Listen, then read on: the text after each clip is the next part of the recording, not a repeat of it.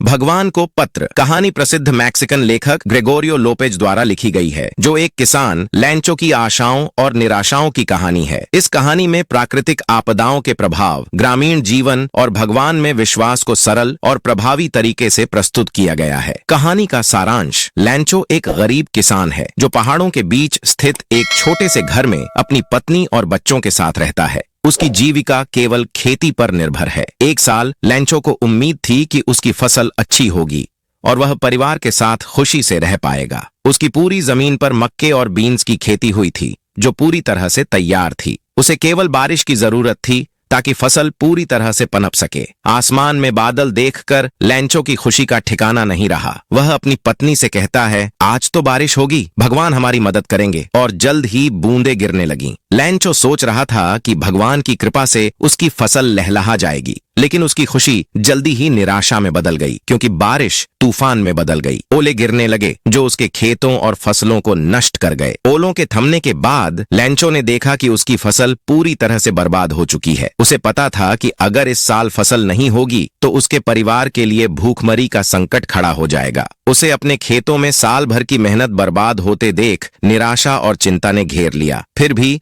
लैंचो भगवान में विश्वास रखता था। उसने सोचा कि भगवान उसकी मदद करेंगे। लैंचो ने भगवान को एक पत्र लिखा, जिसमें उसने अपनी समस्या बताई और मदद की गुहार लगाई। उसने भगवान से 100 पेसो मुद्रा की मांग की, ताकि वह अपनी फसल फिर से उगा सके और अपने परिवार का पेट पाल सके। लैंचो को यकीन था कि भगवान उसे निराश नहीं करेंगे। पत्र लिखने के बाद लैंचो ने उसे डाकघर में भेजने के लिए डाल दिया। डाकघर के कर्मचारियों ने जब पत्र पढ़ा तो वे हंस पड़े, लेकिन डाकिया और पोस्ट मास्टर लैंचो के अटूट विश्वास से प्रभावित हुए। उन्होंने उसकी मदद करने का फैसला किया। पोस्ट मास्टर ने कुछ पैसे इकट्ठे किए और लैंचो को 70 पेसो भेज दिए, जो उनके अनुसार लैंचो की मदद के लिए पर्याप्त थे। उन्होंने इसे भगवान की तरफ से भेजे गए पैसे के रूप में दिखाया। लैंचो को जब पैसे मिले तो उसने गिनती की और पाया कि यह 100 पेसो नहीं बल्कि 70 पेसो थे। उसे विश्वास हो गया कि डाकघर के कर्मचारी बेईमान हैं और उन्होंने भगवान के भेजे हुए पैसे चुरा लिए हैं। लैंचो ने फिर से भगवान को पत्र लिखा,